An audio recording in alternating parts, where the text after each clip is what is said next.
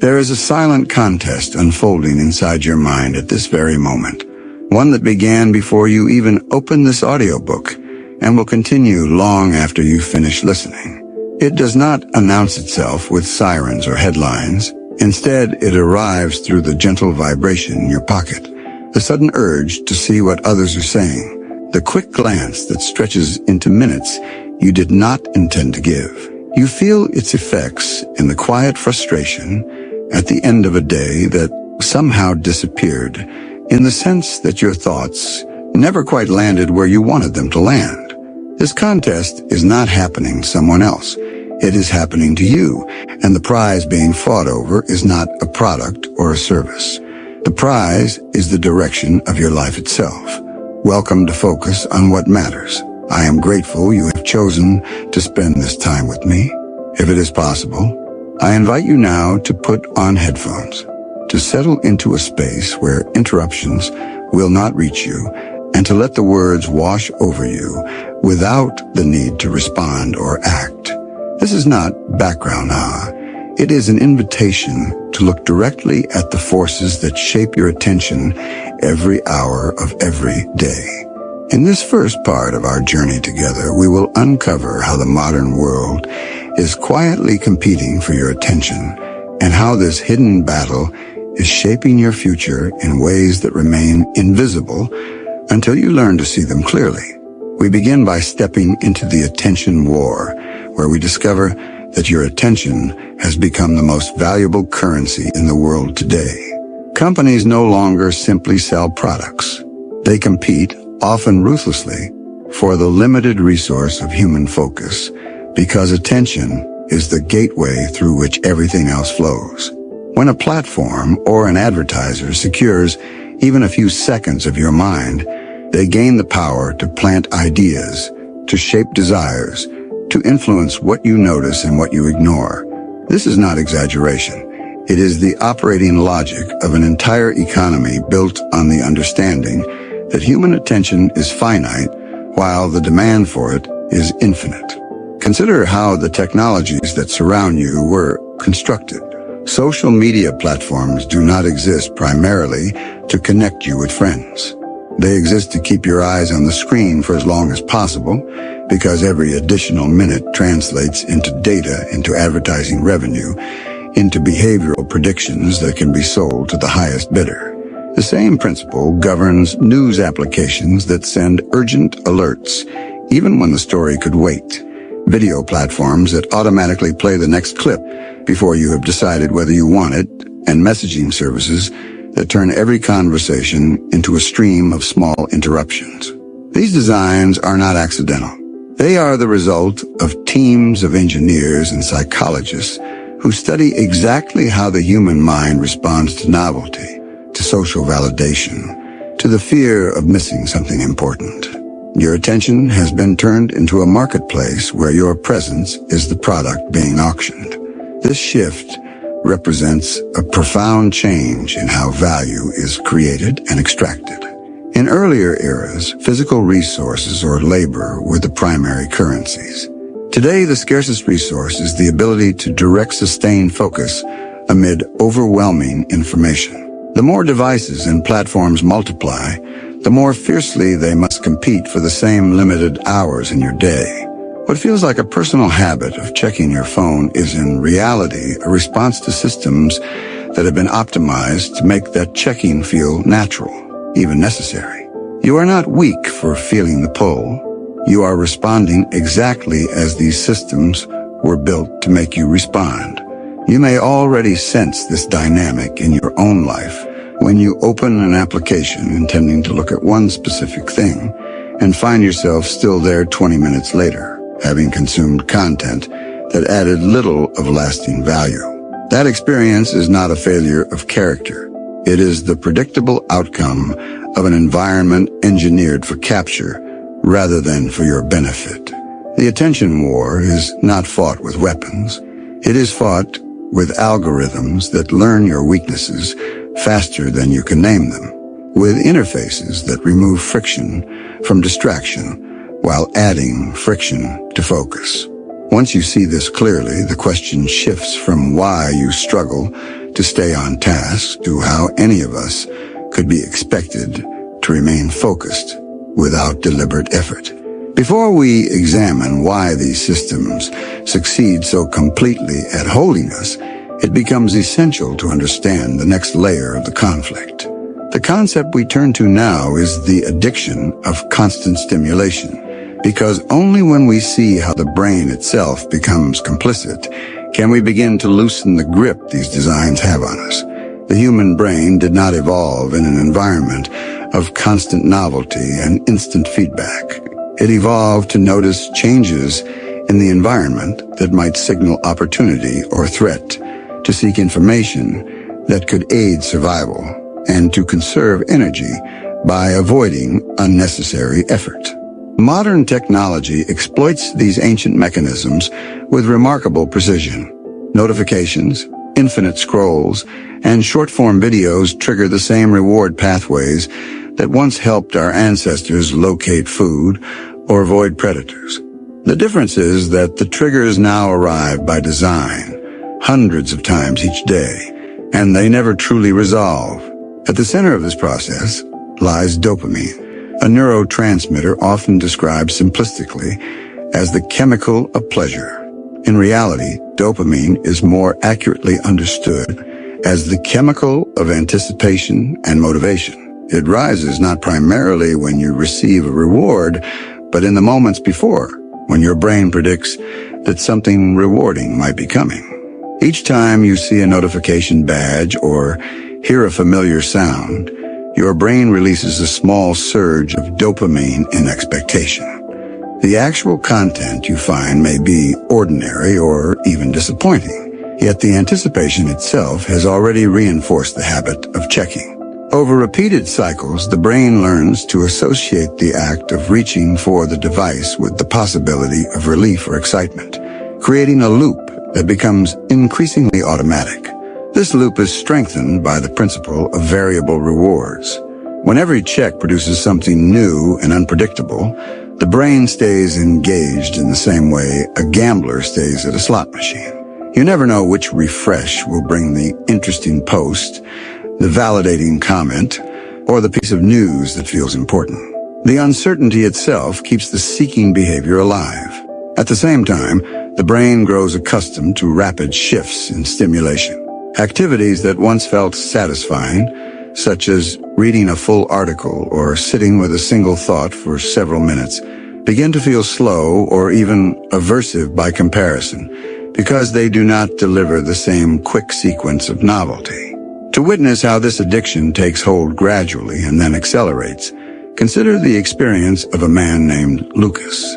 Lucas worked as a project coordinator for a mid-sized consulting firm. He was organized by nature and took pride in keeping his commitments. When he first received a smartphone for work purposes, he used it mainly for email and calendar reminders. The device felt like an extension of his professional tools rather than a source of entertainment. Over the following months, however, the applications multiplied.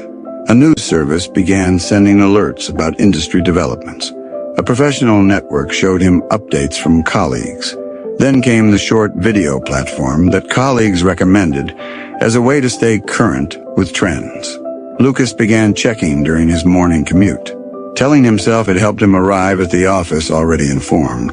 During lunch, he would open the video application for a few minutes of relaxation. In the evenings, he found himself continuing to scroll while dinner sat beside him, growing cold. The pattern did not feel like a problem at first. It felt like staying connected, like using his time efficiently. Yet gradually, the boundaries between work and personal time blurred. He would lie in bed intending to sleep and instead watch clip after clip, each one promising to be the last. When he tried to focus on a report that required careful analysis, his mind would drift to the messages he had not yet answered.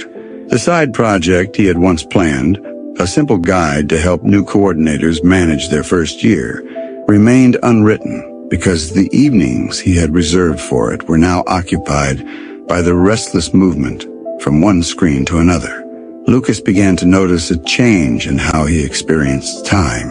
Moments that should have felt restful instead had carried a low level of tension, as if something important might be happening elsewhere and he was missing it. He still completed his core responsibilities at work, yet the quality of his thinking felt thinner. Ideas that once arrived during quiet walks now required deliberate effort to surface. The guilt he felt after long scrolling sessions did not stop the behavior because the urge to check returned before the guilt had faded. Lucas was not lacking intelligence or ambition. He was caught inside a feedback loop where his brain had been trained through thousands of small repetitions to treat constant stimulation as the default state. The cost was not dramatic collapse. It was the slow replacement of the life he had intended to build with a life shaped by whatever happened to appear on his screen next. You may recognize fragments of Lucas within your own evenings or mornings, the way an intention to rest or create gives way to a sequence of small checks that somehow consume more time than you meant to offer. This recognition is not meant to produce shame. It is meant to reveal that the addiction to stimulation is not a personal weakness, but a predictable response to environments that have been engineered to exploit the brain's reward system. Once this mechanism is visible, it becomes possible to interrupt it rather than remain inside it. Having seen how the brain can be drawn into cycles of constant seeking, we can now turn to the quieter damage these cycles produce. The concept we explore next is how distraction quietly destroys potential, because the true cost is not measured in minutes lost, but in the futures that quietly slip away while attention remains elsewhere. Distraction rarely destroys potential through single catastrophic events. It works through the accumulation of moments that seem too small to matter at the time. An opportunity to deepen a skill passes because attention was elsewhere. A conversation that could have strengthened a relationship is replaced by a quick reply sent while half listening. A decision that required careful thought is made from a mind still half occupied by the previous notification. Over weeks and months, these small erosions compound into lives that feel busy yet strangely unfulfilled, full of motion yet short on the progress that once felt possible. Creativity suffers first because original thought requires periods of uninterrupted attention during which disparate ideas can connect. When the mind is trained to shift every few minutes, those connections never have time to form. Decision-making grows weaker because sustained focus is what allows consequences to be weighed fully rather than reacted to in the moment. Productivity declines not through idleness, but through the performance of shallow work that creates the appearance of activity while advancing little of real importance. The dreams that matter most, the ones that require sustained effort over years, are the most vulnerable because they cannot survive on scattered fragments of attention. They require the kind of presence that distraction steadily undermines. To feel the weight of this process, consider the path of a woman named Sophia. Sophia taught literature at a secondary school and had carried since her own student days a deep desire to write fiction that captured the quiet tensions people carry in their closest relationships. She possessed notebooks filled with observations gathered over years of watching how people spoke and what they left unsaid. During school holidays, she would sometimes open a document and add a few pages to a novel she had been shaping in her mind for nearly a decade. The work gave her a sense of alignment between the life she lived and the life she wanted to create. Then the texture of her days began to change. She started keeping her phone on the nightstand so she could see messages first thing in the morning. She told herself it helped her feel prepared for the day ahead. During her free periods at school, she would check professional forums for teaching ideas, which often led to other forums and then to personal updates from people she had not thought about in years. In the evenings, after preparing lessons and responding to parents, she would sit with her notebook only to find her thoughts interrupted by the memory of something she had seen earlier and wanted to verify. The novel file on her computer remained open for long stretches without new words appearing. She still spoke about the project with close friends, describing the characters as if they were already alive. Yet the actual writing happened less and less often, replaced by the feeling that she would return to it once things calmed down. Years passed in this way. Sophia remained an excellent teacher and a thoughtful colleague. She did not experience dramatic failure. She simply experienced the gradual replacement of one future with another. The novel that had once felt like an extension of her deepest self became something she thought about rather than something she built. When she finally opened the file after a long absence, the characters felt distant, as if they belonged to a previous version of herself. It was not that Sophia had chosen to abandon her dream. It was that the small daily diversions had created a gap between intention and action that grew wider with each season until the path back to the work she loved required more effort than the scattered life she had settled into. The potential had not vanished. It had simply been starved of the sustained attention it needed to become real. If parts of Sophia's story feel familiar, it may be because distraction operates through precisely this kind of quiet displacement for so many thoughtful people. The life that emerges is not the result of any single wrong turn. It is the result of thousands of moments in which attention was given to what was immediate rather than to what was important. Once this pattern becomes visible, the question is no longer whether distraction carries a cost. The question is, how much of your own potential is currently being spent in places you never consciously chose? This understanding brings us to a deeper truth about why raw talent so often fails to produce the results it seems to promise. The concept we turn to now is the cost of a scattered mind, because it reveals why concentration and consistency frequently matter more than natural ability alone. Talent represents potential energy. It is the capacity to perform at a high level when conditions are right. Yet potential remains inert until it is directed and sustained. A scattered mind dissipates that energy across too many directions at once. The person with many interests and quick intelligence may begin numerous projects, each one promising, yet complete few of them, because the attention required to move from promising start to finished result keeps being pulled elsewhere. Meanwhile, individuals with more modest natural gifts but greater capacity for sustained focus often achieve outcomes that appear disproportionate to their starting advantages. The difference lies not in who begins, but in who continues without constant interruption. Concentration allows the mind to remain with a single problem or creation long enough for deeper patterns to emerge. Consistency turns small daily efforts into compounding results that become visible only after months or years. Mental clarity arises when the cognitive cost of constant context switching is removed, freeing resources that would otherwise be spent reorienting after each distraction. Deep work, the kind of focused effort that generates original value rather than merely maintaining what already exists, becomes nearly impossible when attention is fragmented. The scattered mind is not necessarily a sign of low capacity. Often it belongs to those whose curiosity and responsiveness make them especially vulnerable to the many claims on their focus. Without intentional protection of attention, that very responsiveness becomes the mechanism through which talent leaks away rather than accumulates into mastery. To see this principle in action, consider the experience of a man named Ethan. From an early age, Ethan demonstrated an unusual ability to hear musical structures and to translate emotion into sound. Teachers described him as gifted.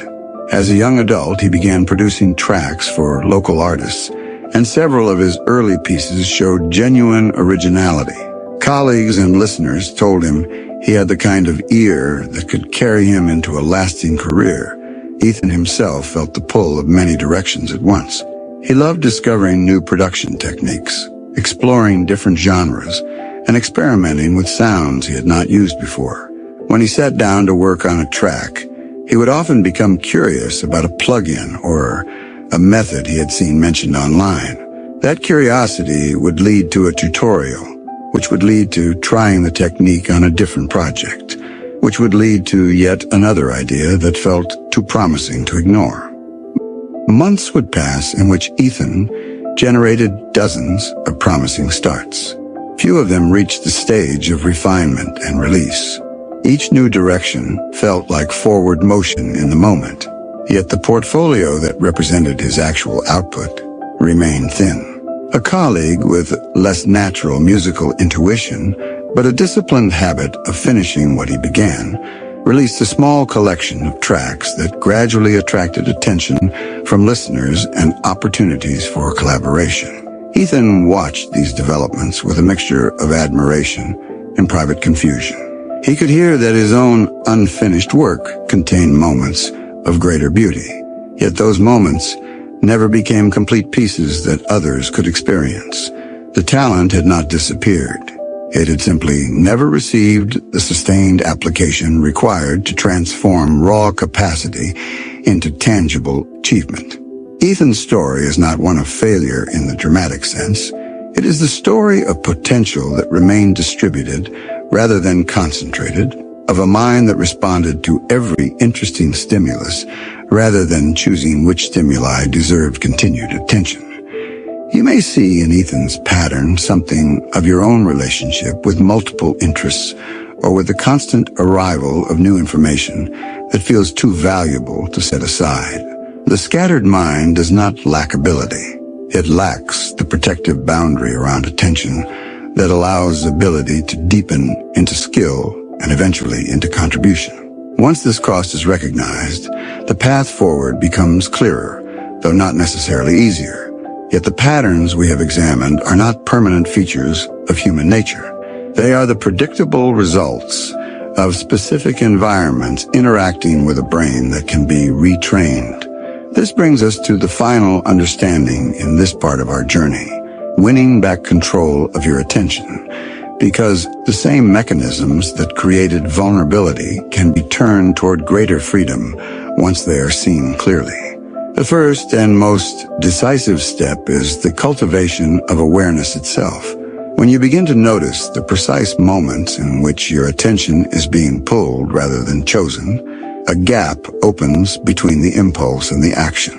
In that gap lies the possibility of responding differently. This awareness is not a matter of constant self-monitoring that creates tension. It is a gentle noticing, developed through practice, that reveals how often the reach for the device or the shift to another task happens before any conscious decision has been made. Once the pattern is visible, it loses some of its automatic power. Psychologically, reclaiming attention involves working with the brain's capacity for new learning rather than relying solely on willpower, which tends to deplete under pressure. One approach is to create protected periods during which sources of stimulation are deliberately removed, allowing the nervous system to settle into slower rhythms that support deeper thinking. Another is to meet the urge to seek stimulation with curiosity rather than immediate action. When the impulse arises, a brief pause to ask what need the checking is attempting to meet often reveals that the true desire is for relief, connection, or escape from discomfort. Those needs can be addressed in ways that do not require surrendering attention to whatever happens to be available on a screen. Environments can also be shaped to make focus more likely and distraction less convenient. This might involve physical separation from devices during certain hours or the use of simple boundaries that limit access to applications during times reserved for meaningful work. Beyond specific techniques, a deeper shift occurs when success begins to be measured by the quality of presence brought to chosen tasks, rather than by the volume of information consumed or responses given. The brain's neuroplasticity means that repeated experiences of sustained attention gradually strengthen the neural pathways that support focus, just as repeated distraction strengthens the pathways of seeking. Change does not require perfection or dramatic overhaul. It requires consistent, gentle redirection toward what has been chosen as worthy of attention. As these understandings settle, a quiet possibility opens. The attention that has been shaped by external forces can be reshaped by your own intentions. The same mind that learned to follow every notification can learn to stay with what matters long enough for real progress to occur. In the next stage of our exploration together, we will move from recognizing what has been competing for your focus to identifying what truly deserves it and how to direct your attention toward those things with greater clarity and steadiness. The foundation we have established here will allow those practical approaches to take root rather than remain abstract ideas. Having explored in our previous time together how the modern world competes relentlessly and often invisibly for your attention, the natural next step is to move from that awareness into the practices that allow you to protect your attention and direct it with clear intention toward what truly matters.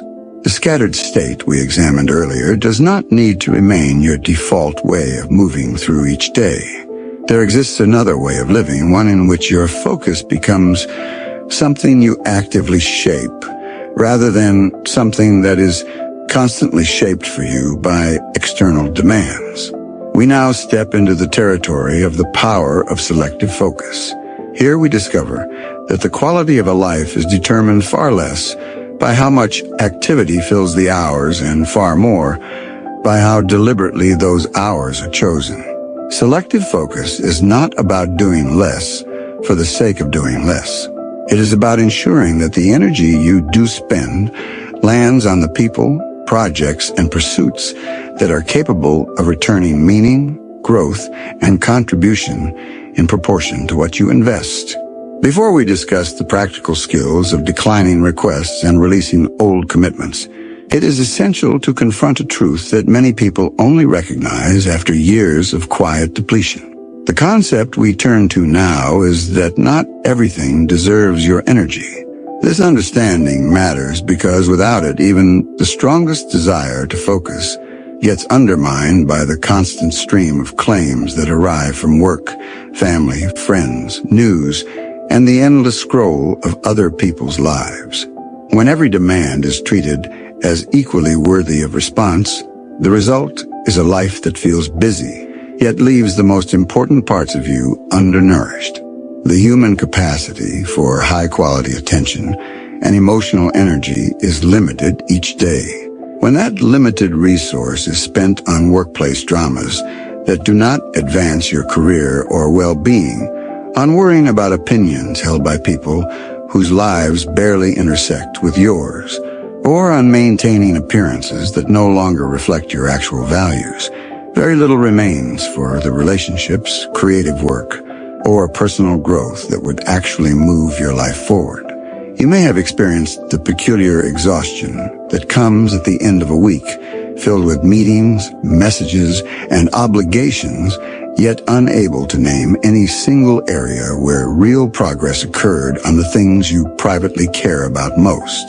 That exhaustion is not simply tiredness.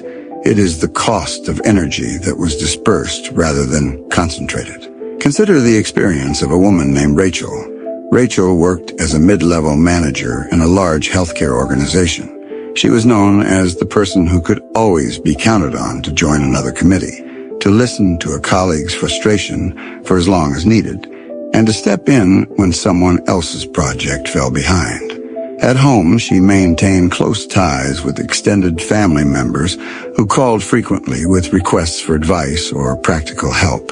She also kept up with a wide circle of friends through social media and occasional gatherings, often feeling responsible for remembering birthdays and checking in during difficult times.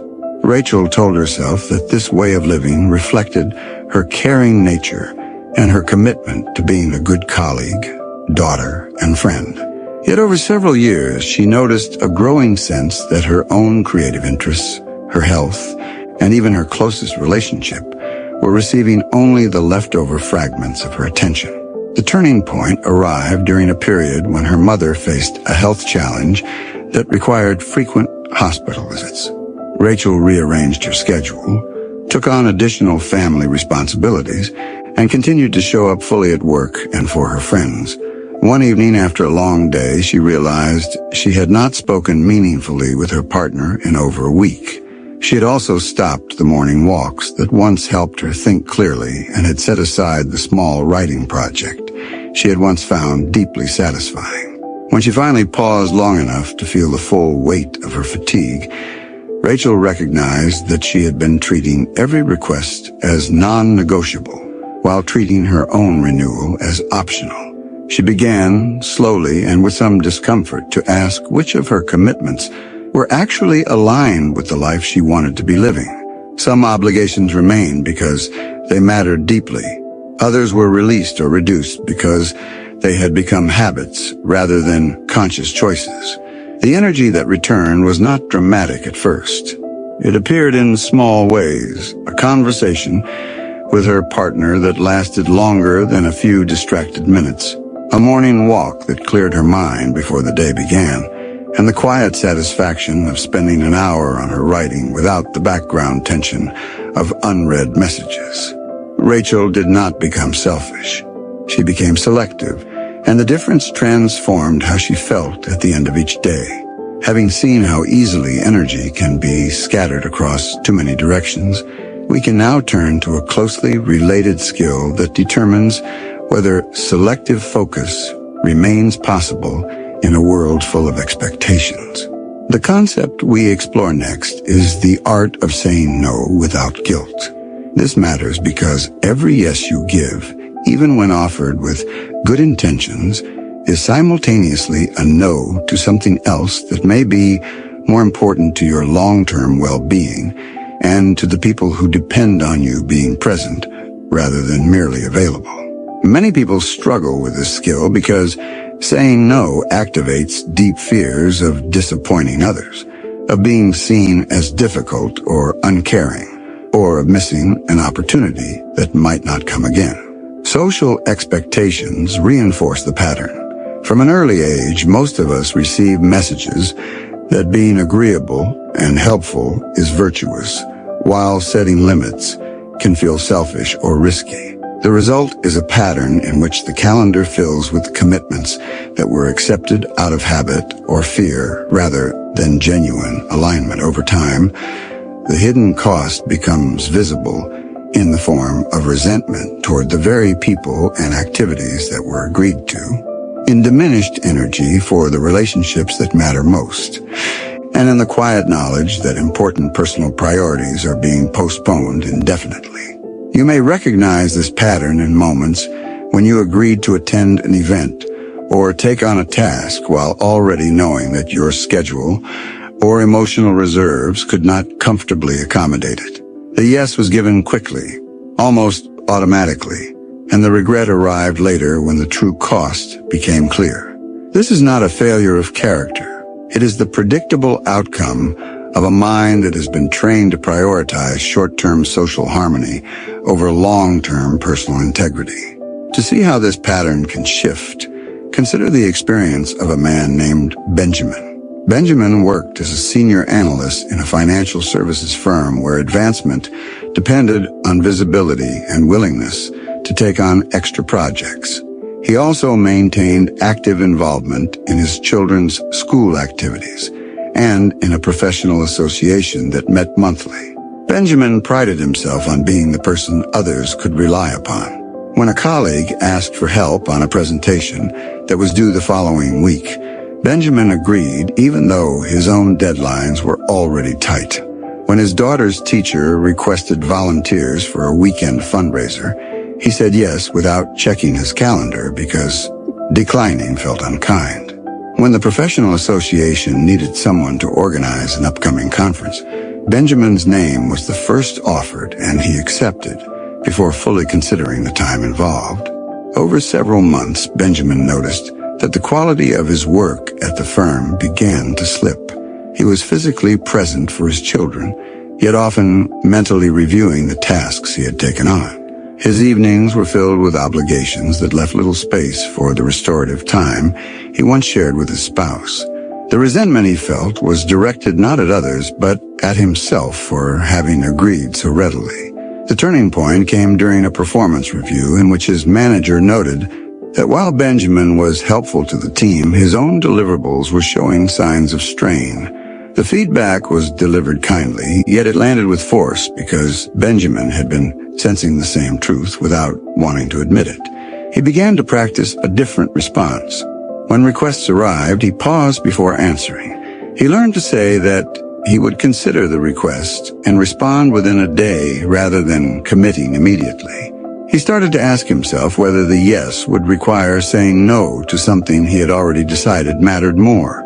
Some requests he still accepted because they aligned with his values or professional goals. Others he declined, sometimes with a simple explanation and sometimes without elaborate justification. The guilt that arose at first was real, yet it lessened as he observed that the relationships he valued most remained intact, and in some cases grew stronger because he was now bringing fuller presence to them. Benjamin did not become unhelpful. He became intentional about where his help would actually make a meaningful difference rather than simply adding to his own depletion. With the capacity to say no more firmly in place, we can now examine a principle that transforms how results are created once attention has been protected. The concept we turn to now is the 1% that creates 99% of results. This understanding is important because most people spread their efforts across many activities in the belief that more effort will produce more progress, when in reality, a small number of carefully chosen actions generate the vast majority of meaningful outcomes. The pattern appears across domains. In professional work, a few key relationships and a small set of high-leverage tasks often account for most of the value created, while the long list of routine activities consumes time without advancing the larger goals.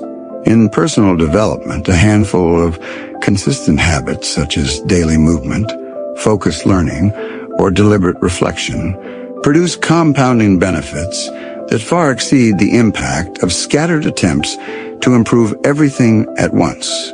The challenge is that identifying the vital few requires clarity about what matters most, and that clarity is easily obscured when attention remains fragmented.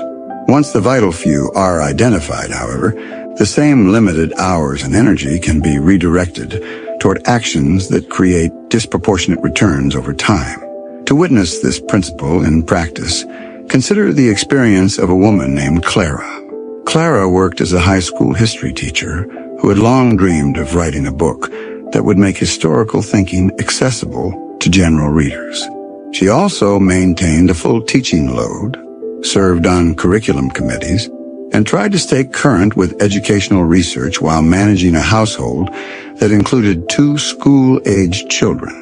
For several years, Clara attempted to advance her writing during whatever fragments of time remained after fulfilling her other responsibilities. She would draft a few paragraphs during lunch breaks, revise sentences while waiting in the carpool line, and read research articles late at night when she was already tired. Progress felt painfully slow, and she often wondered whether the book would ever be finished. During one summer, Clara decided to experiment with a different approach.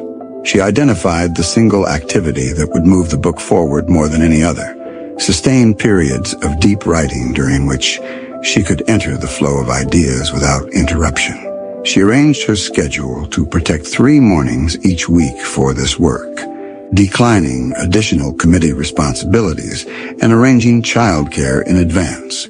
She also identified the one habit that would improve her teaching effectiveness more than scattered reading: a weekly review of student understanding followed by targeted adjustments to her lessons.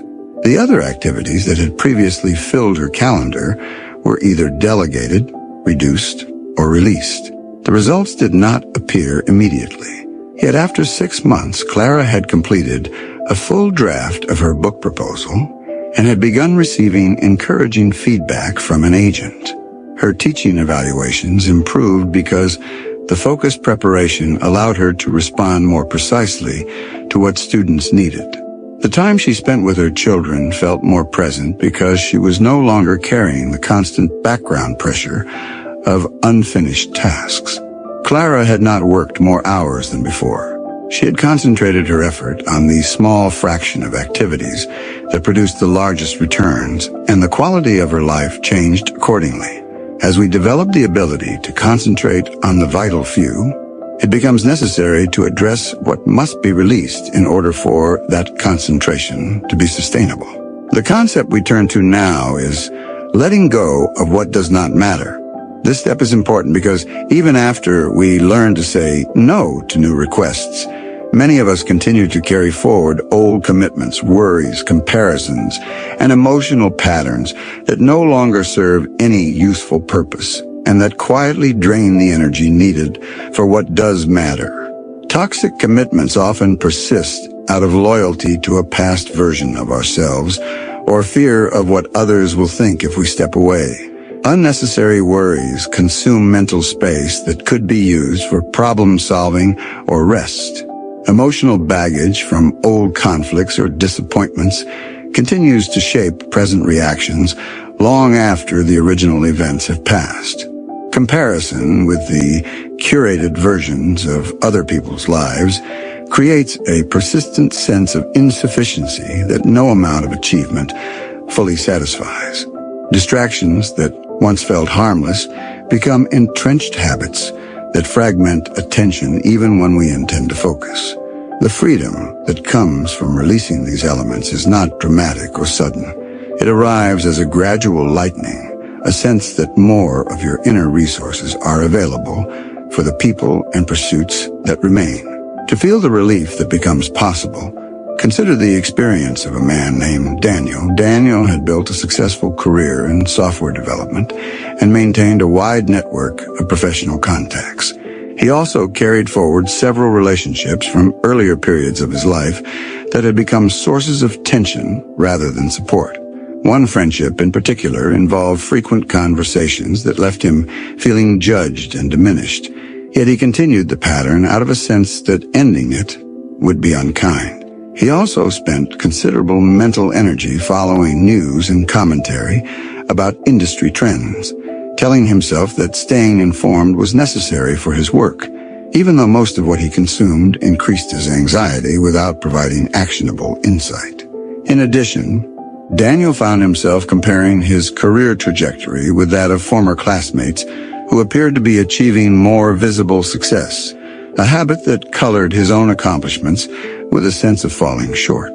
The shift began when Daniel noticed that the hours he spent managing these old patterns left him with less patience and creativity for his current projects and for his marriage. He decided to experiment with deliberate release. He scheduled a conversation with the friend in which he expressed appreciation for their shared history while stating that he needed to step back from regular contact. He reduced his news consumption to a single weekly review of developments directly relevant to his work.